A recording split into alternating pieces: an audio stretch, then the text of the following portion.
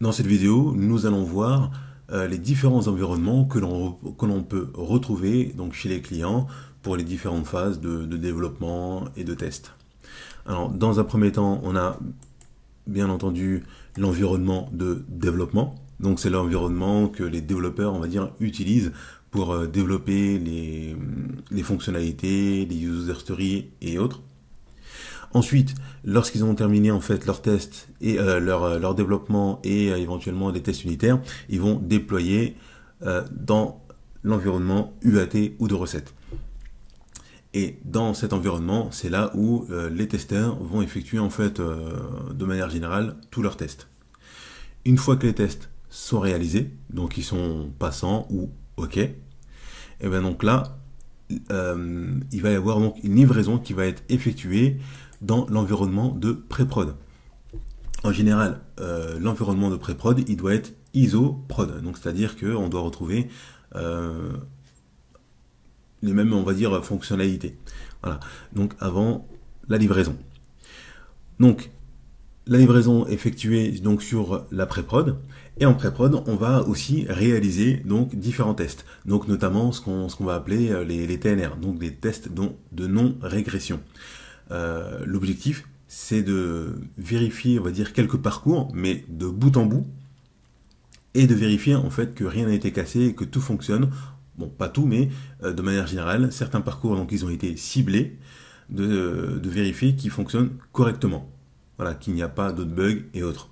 Et parfois, on peut aussi retrouver une stratégie de test qui est de se dire que les tickets qui ont été récemment testés sur l'environnement de recette ou UAT, ou par exemple dans le domaine agile sur le sprint passé, on peut éventuellement les retester en pré-prod. Donc on va avoir les dernières fonctionnalités qui ont été testées en UAT, donc qui vont être retestées en pré-prod de manière un petit peu plus légère éventuellement, et on va retrouver surtout les tests de non-régression, donc les TNR. Donc ce sont des parcours ciblés qu'on va dérouler et donc pour vérifier que tout se passe, on va dire, correctement. Parfois, on peut aussi retrouver d'autres typologies de tests en pré-prod, comme par exemple les VABF. Donc l'idée, c'est de tester, on va dire, quelques fonctionnalités là ciblées. Une fois que tout est OK, voilà, on n'a pas vu de bug, donc il y a une livraison qui va être effectuée, donc la livraison de l'ensemble des fonctionnalités, qui va être portée donc en prod. Et en prod, donc par exemple si on parle de la partie e-commerce, donc ça va être l'environnement où les visiteurs ou les clients ils peuvent acheter leurs marchandises, etc. Voilà, donc ça va être livré. Et là, donc parfois il y a aussi des tests qu'ils ont effectués, mais surtout en fait par les métiers.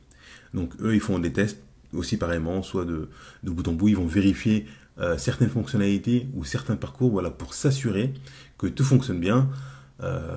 Voilà, en général, c'est le lendemain ou le jour même, voilà, qui a donc justement, on va appeler ça donc des VU, donc la vérification utilisateur. Alors bien sûr, donc les environnements, ils ne sont pas exhaustifs. Donc c'est ce qu'on peut retrouver de manière générale, mais selon la typologie donc du client et du contexte, on peut avoir, bon, je pense pas forcément plus d'environnement, mais peut-être moins. On peut avoir par exemple l'environnement de développement qui n'est pas utilisé. Les développeurs ils peuvent développer directement en UAT par exemple. Et donc là on va retrouver 3 environnements. Ou alors on peut avoir directement l'environnement de développement, pré-prod et la prod. Voilà, donc la prod est toujours là, ça bien entendu, vous l'avez compris. Mais voilà, donc selon les clients et selon le contexte, on peut avoir des configurations différentes.